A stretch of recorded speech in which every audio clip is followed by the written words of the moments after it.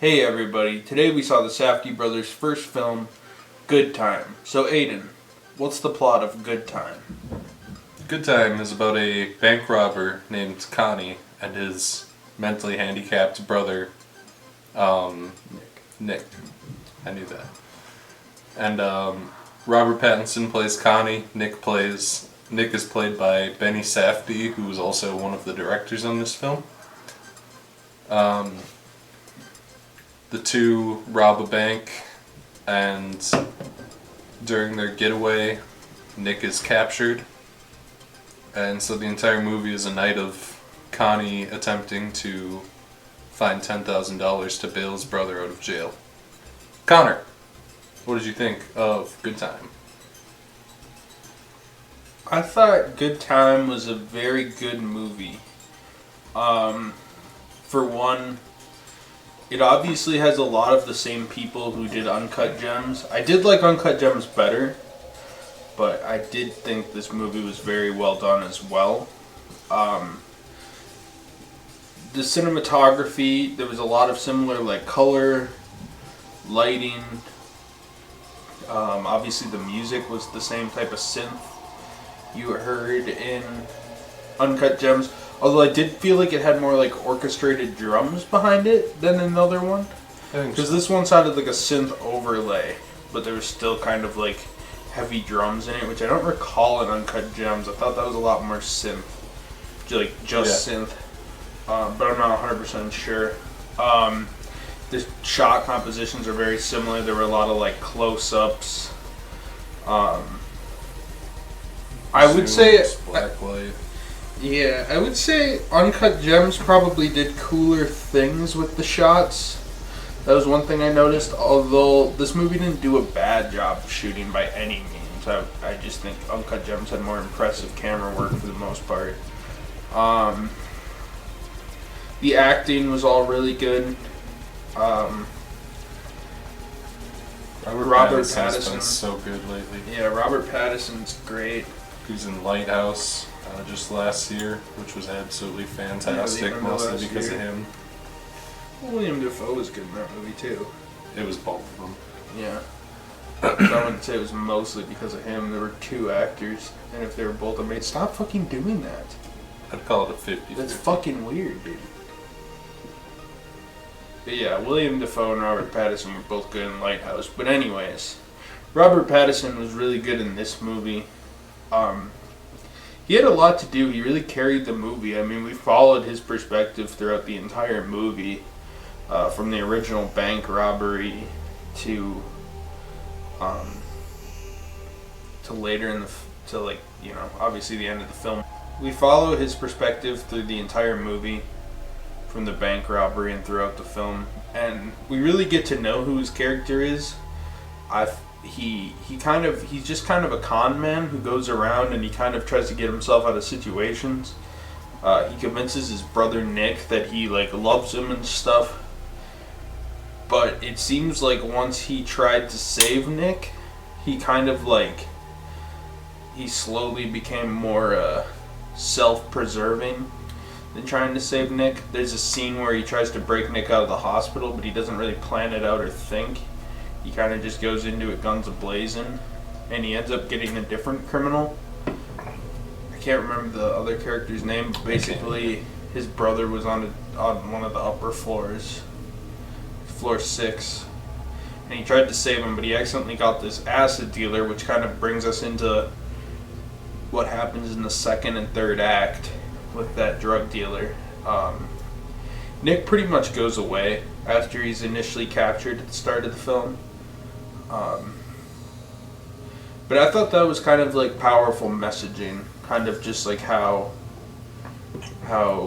he kind of sees himself as better as he is, because later on he kind of lectures the drug dealer about how he's just pathetic, and he kind of puts himself above the drug dealer because the drug dealer guy gets drunk when they go to this house that I don't really want to spoil what happens, so I'm not going to really explain how they're at this apartment. But they go to this apartment, and the drug dealer gets drunk, and he basically lectures him on how he just leeches off the government, leeches off other people, but that's exactly what Robert Pattinson was doing the whole time, or what Connie was doing the whole time.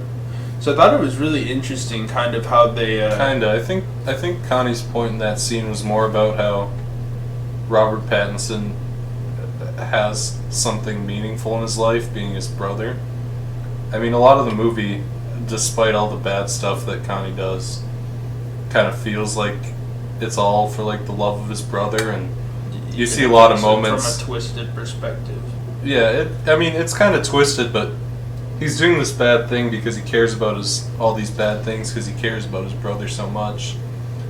And you do see a little bit of that when they're together. They're not together a whole lot in the movie. Yeah, I mean, the idea too was for him and his brother to kind of get out. So he takes it from that perspective.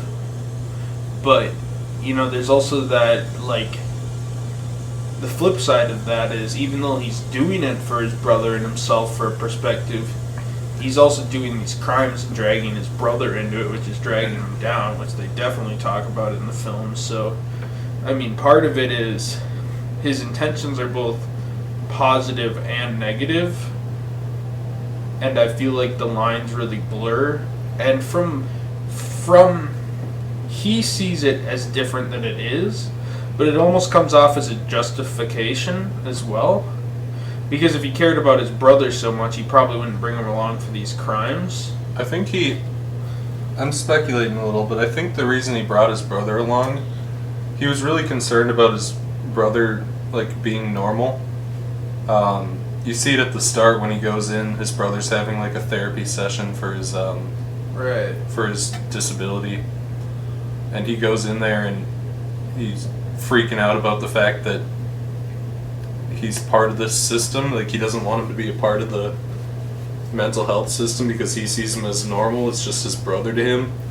He doesn't want him to be treated like... He doesn't want him to be a part of any system, whether it's the mental health system or the jail system. And he even says it pretty flat out at the start when they walk past another disabled person. He's just like, is that what you think of yourself? Because that's not what you are. And I think even though he was kind of like a shitty person about it, bringing him in on his crimes was kind of his way of like making his brother normal in his own way. Like, yeah, and I don't disagree with that point, but what I'm trying to say more so is Robert Pattinson as a person, based on his personality that we see, is clearly like a born criminal. Like, there's no way if the bank robbery went through as planned, they got the money and left, he wouldn't be doing illegal things. Like, it came so easy to him. Like, when I don't really want to spoil it, but like when they go to the theme park and how he was able to con the elderly woman earlier in the movie, and even the elderly woman's granddaughter, like, it's clear that he does come from a place where he cares about his brother and does want him to be normal, but normal to him is still this negative place that he's lecturing one person on because he sees himself as different. Because I feel like everybody, I think it's kind of a commentary on how everyone kind of sees themselves differently than they are. Because even the other drug dealer says, "You have only known me for like a night. How do you know my situation? How is my situation any different than yours?" Like, in theory, the drug dealer could have a similar circumstance that makes him feel like he stands out from other people in similar situations. yeah. And while him and Robert Pattinson are in similar positions, like when the drug dealer's friend shows up and he kind of like is going to betray Robert Pattinson, if Robert Pattinson was in the same situation as him, I'm sure Robert Pattinson would kind of do the same thing.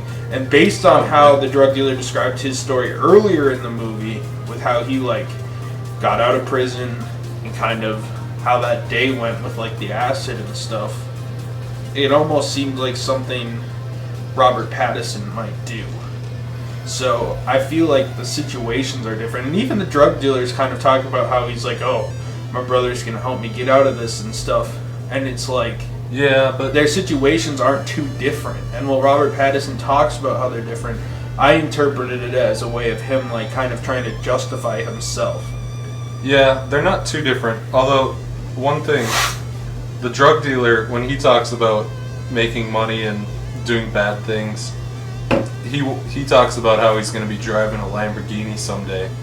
And with Connie and Nick, there's some implication that they were abused by their grandma, and they live with their grandma, so obviously they don't have parents of any kind.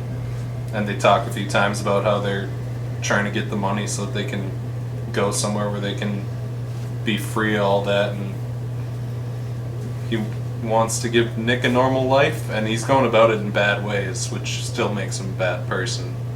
But I think, in a way, he's a better character because he's less motivated by greed, despite how he manipulates people. Right.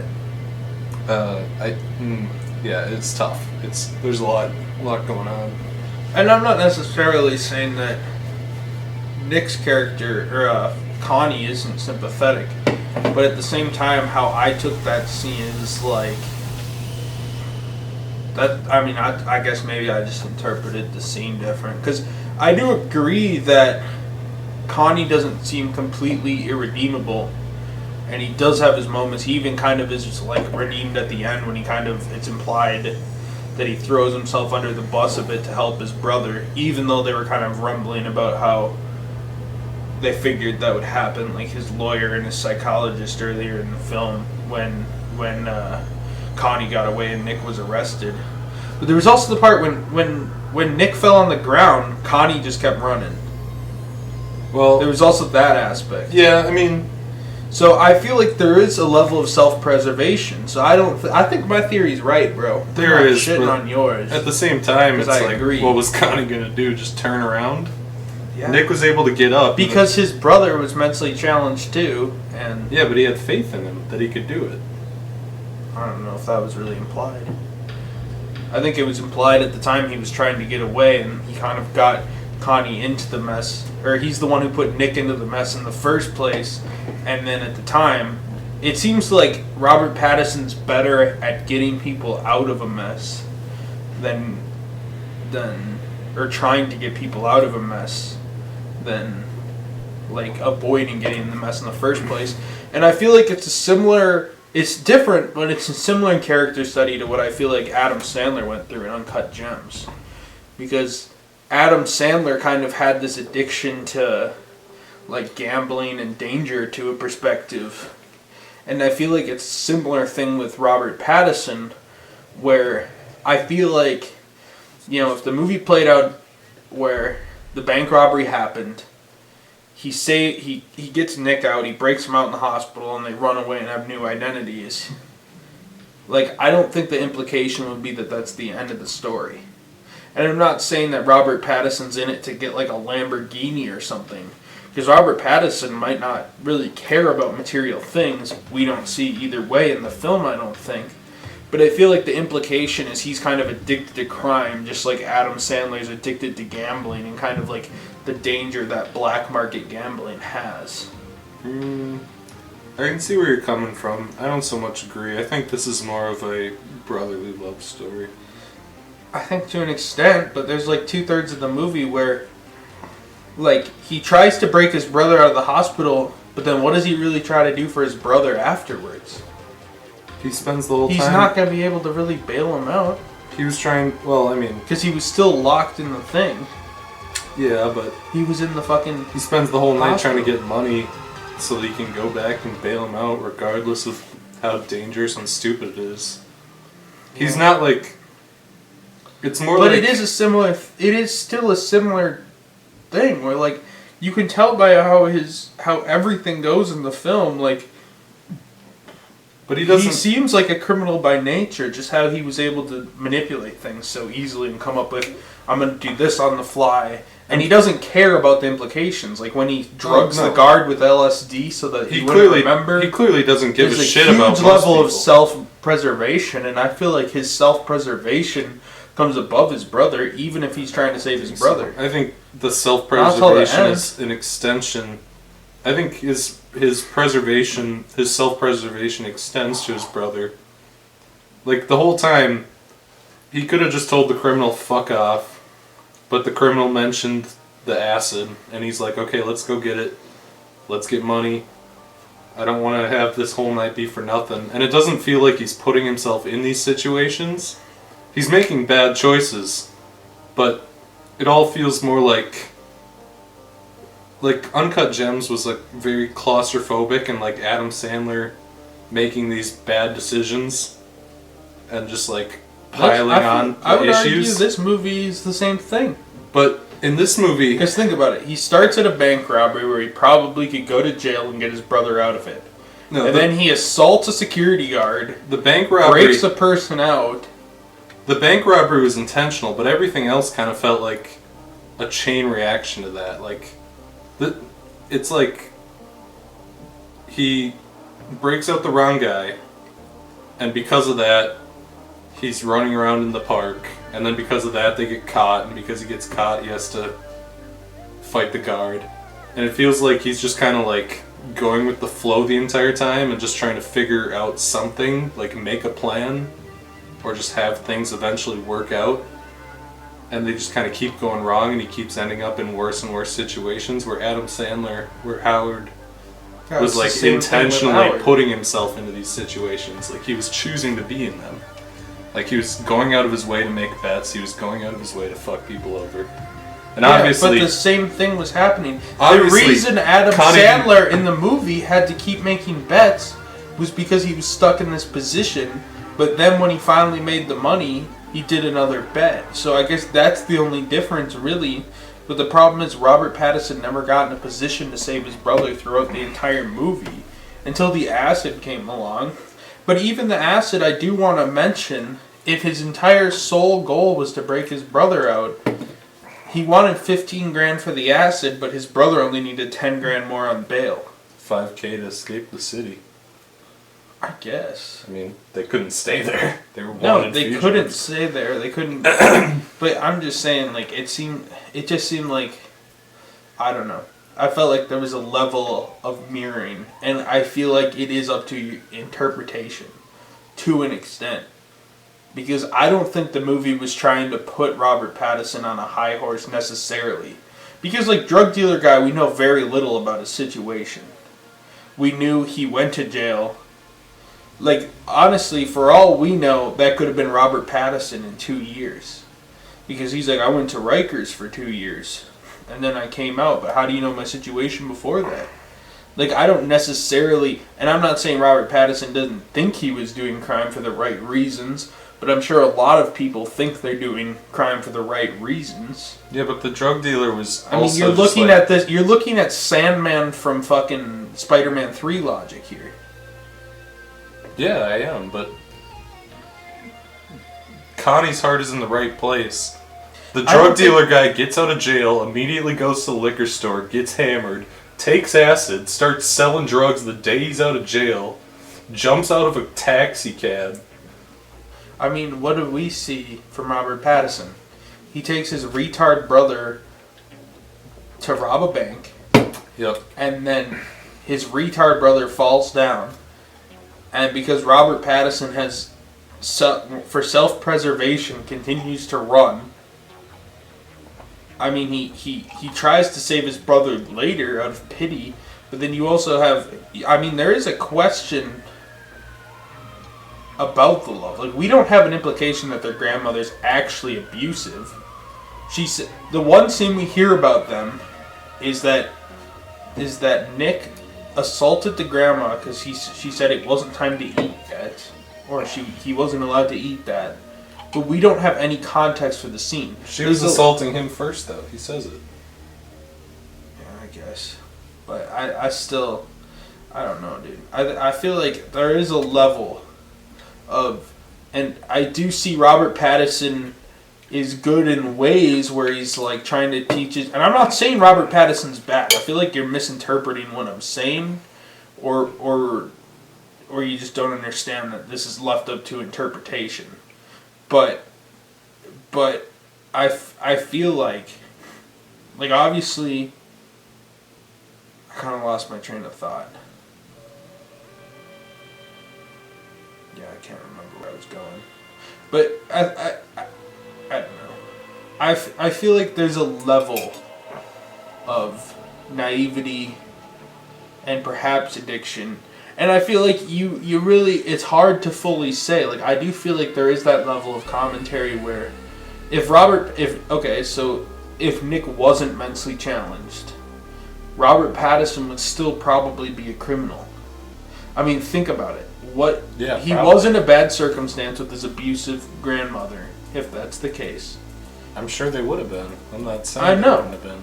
But I'm just saying, that's why I interpreted that scene as Robert Pattinson isn't too dissimilar from the criminal, although they have different circumstances. We never get to know the criminal enough to say what his thing is. I'm not necessarily saying that Robert Pattinson's a bad person because, he might have been misguided from his circumstances. I mean, you could look at it from the same perspective as fucking Aladdin stealing food at the start of Aladdin. And there is a certain level of some people do crime for evil reasons, but some people have their reasons and try to justify them to make themselves seem different, even though technically that might not be the case, and I think that's what they were going for. But I also think there's a level of vaguity. Is it vaguity? There's no way that's the fucking word for that. Not vagueness, perhaps? There's the level of vagueness to it where I feel like it can be left up to interpretation. But either way, I feel like it's an interesting connotation. Whether you want to interpret it as Robert Pattinson doing it for the right reasons, who's better, is Robert Pattinson better than this guy? I feel like it does ask these questions, and well, you could argue it either way based on headcanon. All you can really do is have headcanon for it. So it is interesting. And I mean, we don't get a ton of background on these characters. Like we were talking about with the grandma situation, we do have a slight level of... The only times we really look into their past is the few times things were mentioned by the challenge guy, but I would argue he's an unreliable narrator inherently because he's obviously got extreme social challenges. Yeah, perhaps. I'm not saying you're totally wrong though. I do agree, as a character I feel sympathy for Robert Pattinson, but at the same time I do that line, that part of the movie did kind of impact me because Robert Pattinson also didn't really want to even he didn't even really want to humor the guy. And it might have been because Robert Pattinson didn't like him, but there's also a level where maybe Robert Pattinson's almost in denial and he's like, yeah, I'm trying to do this for the right reasons. And even if to a level he might kind of be in denial on how many people he's hurt and how he negatively affects it. Because he tells them, he's like, you're a leech, you're stealing from your mother, you're stealing from the government. But when Robert Pattinson steals money from a bank, how is that any different? Because, I mean, granted the bank is insured, but you're stealing it from the insurance company, and you're stealing it, it's all a chain. You're stealing it from somewhere, and you're freeloading from someone. You're not technically earning that money. How does that make Robert Pattinson very much different? Yeah, I mean, Robert Pattinson's definitely an asshole, and he doesn't care about how many people he bowls over, but at the same time, if he didn't give a shit about his brother, he could have just left. If it was all self-preservation, he could have just left. The other guy... I'm not saying he doesn't care about his brother, but I feel like there's the drug dealer guy is just he's a fucking douchebag the whole time. Pretty much just a massive asshole, and he's clearly a fucking moron. He's a fucking moron, which Robert Pattinson isn't, but that doesn't make him better or worse. And on top of that, he does have the scene right when he gets out the hospital where he's like, I can't go home, there's too much fucking heat there, because he doesn't want to get his family in trouble. He doesn't want to get himself in trouble. Yeah, but Robert Pattinson doesn't fucking either. Dude got off the bus from the jail and 30 seconds later got wasted and started taking acid and Xanax. Yeah, I'm not saying Robert Pattinson would do that, but I feel like, it would be dumb if they were the exact same character. Just because there's two characters that are different, but with, different personalities, different motives, doesn't mean one can't be reflective of the other. They are reflective of each other, but I don't think they're that similar in a lot of ways either. Yeah, but I felt like Robert Pattinson's speech was an interesting double standard. I feel like Robert Pattinson has a better reason to justify, but I don't necessarily think that goes beyond him justifying it in his head. And I felt like that was the point of the scene. Maybe I'm wrong. Maybe it's trying to make Robert Pattinson out to be like a hero, but I just felt like it was kind of supposed to be like... I don't think it's making him a hero, but I don't know.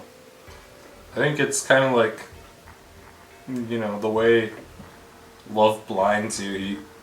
He wanted his brother to be out of the system so bad, whether that was mental health or jail, that he was dragging him along to do crime because that was normal to him because of his circumstances.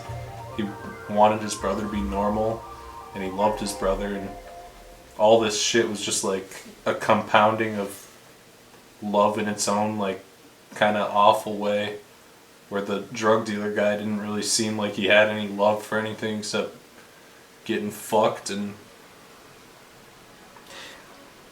yeah, but I would also argue he talked about how he was in jail for 3 years. The guy was probably addicted to drugs and alcohol, and the second he got out, he went on a bender. And if you listen to his story, it kind of seems like he just kind of dragged along with his bad influence friend and got thrown into this situation beyond his own accord, and then out of self-preservation, because he didn't really have anything to fight for. Like, it seemed like he had a family that he moderately cared about, although we don't hear enough about it to know for sure what he thinks about his family. But the dude was it could have just been partially his circumstances. Because, I mean, honestly, if I got out of jail, if you got out of jail after like a year, you don't think the first night you'd get slammed as fuck? Maybe not to the point where I'm like snorting Xanax and stuff, but if this dude had drugs in his community and stuff, is someone inherently bad because they're addicted to drugs and have shitty friends? I think there's tons of people that went down the wrong path because of that, and I feel like his character, his story is vague enough and not well explained enough. It's not like he has a point where he says, I'm raping people, I'm killing people. So, is his crimes really any worse than Robert Pattinson's? no, his crime's being a fucking unlikable dumbass, though. I felt like that was kind of the point. And then I felt like the movie partially portrayed him as that, because if you look at a base level, we know Robert Pattinson, we followed him through the movie, we know he has this mentally challenged brother, and there's a way where you can twist it to make Robert Pattinson look like a good guy, but he's fucking not. No, I'm not. I never said he was a good guy. I'm not saying he's a good guy, but I'm also just saying, like... I'm not saying he's a good guy either. I'm saying... Yeah, but you're implying the drug dealer guy is instantly bad, and that Robert Pattinson actually should be on his high horse and actually is above this man morally. We don't know that. From the information we have in the movie, if you look at only the information in the movie, it does kind of seem that way. That Robert Pattinson's a retard because of love, and the other guy's a retard because he's a fucking retard. Robert Pattinson is also the one who left his retard brother, beat the shit out of the security guard. You are very... Like, I've said multiple times, he doesn't care about who he bowls over because he only cares about his brother. So everyone he bowls over, I'm not saying he doesn't. He's a bad person. But you're denying... But leaving his brother behind is very exaggerated. You're denying the very blatant theme of the movie. He watched his brother get back up, and then his brother smashed into a glass door like a retard and got caught. There was nothing he could have done about that. Yeah, I guess. I don't know. It's not like he intentionally left him, bailed on him. I just feel like you're ignoring a very obvious theme. Based on how Robert Pattinson even reacts in the scene, you know he pretty much... He can tell he's lying. Like, his posture changes, how he's acting, where he tries to go on his high horse about it. And I feel like that's a pivotal character moment you're denying because he's the protagonist. Like, so. You can interpret it that way, but I do not... That's not how I interpret it. Okay. That's what it is then. I don't think it was him lying. I think it was him getting sick of that dude being a fucking annoying asshole who wouldn't just fucking go away when it was his time to go the fuck away, and wouldn't stop being a fucking retard at every single turn when they were in life-threatening situations and the dude was just slamming booze and complaining about his life being so fucking terrible because he put himself in bad situations. Yeah. I guess. But I feel like the only difference between him and Robert Pattinson is Robert Pattinson didn't drink and didn't complain about it. But Robert Pattinson still doesn't want to admit he's in the same situation because of similar events. The events are different. Robert Pattinson's definitely less dumb than this man, but does that make him better than the man? Yes. Not technically. Yeah, it does. I don't know, dude. I can't say I haven't had nights where I've snorted Xanax and then taken fucking acid and drank. If I had the dumb enough person or if I had the right person around, they probably could have dragged me into jumping out the back of a car. Fucking weasel, man. I don't know, I'm just saying, if Robert Pattinson was actually a selfish asshole like that other guy was, he would have just bailed on his brother and left the second they saw his face on the news. Yeah. I wasn't implying that he was. I was just saying, like, I don't know. Never mind. Guess I'm wrong. I'm not saying you're wrong. I did not say that. I'll at put any a point. I said I didn't see it that way. And I talked about my interpretation. Then we talked about our interpretations back and forth like a discussion. I suppose. Anyways, what else do you have to say about this movie? This is going into spoilers, so fair warning here. Thought the ending was pretty sad, with Nick eventually ending up in the mental health system that Connie clearly did not want him to be a part of, and he seemed pretty miserable about it, besides the fact that he was basically cut off from his brother and probably the only person who genuinely cared about him being stuck in a shitty place that he didn't feel like he belonged and that Connie believed he didn't belong in is pretty miserable, even though he's definitely in a better place than jail. In the end, Connie ends up in jail and Nick ends up in what's basically a glorified jail full of other retards. So that's pretty bitter ending. Maybe not as bitter as Uncut Gems, but I did want to mention that real quick. I liked how the credits rolled. That was a pretty unique way to do credits. That's why I feel like it has like 80s, 70s, 80s influence, because that's how a lot of credit sequences were during the 80s. Yeah. 70s. It's also just shot a lot like a 70s and 80s film, being on film and stuff. I liked that song that Iggy Pop did over the credits too. Yeah, that's pretty good. I wonder how they got Iggy Pop, dude. It's kind of weird. Yeah, I don't know. It's not like they were like particularly well known at the time. Yeah, but honestly, it's definitely one of those things. So, Aidan, would you recommend this film? Hell yeah. I loved it. It's really stylish. It's really intense. It's not exactly the anxiety fest that Uncut Gems was. It feels kind of more like getting lost, you know? Like when you're driving in your car, your phones are all dead and you rummage around on the ground looking for a mini M&M, get lost for 4 hours and almost run out of gas. Kind of felt like that kind of anxiety. I loved it. I think it's on the same level as Uncut Gems for me. I think I might like it a little bit better. I'm not sure. I gotta think it over some more, but I really enjoy it and I think you should watch it. Also, it's on Netflix, so it's really easy because everyone's mom or dad has a Netflix account they can leech off of. Connor, would you recommend Good Time? Yeah, I'd recommend Good Time. It was a pretty good movie. I didn't like it as much as Uncut Gems, personally.